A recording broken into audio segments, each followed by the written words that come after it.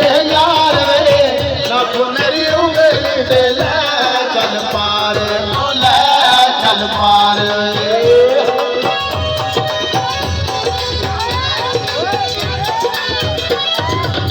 जगे बंदे होने बोला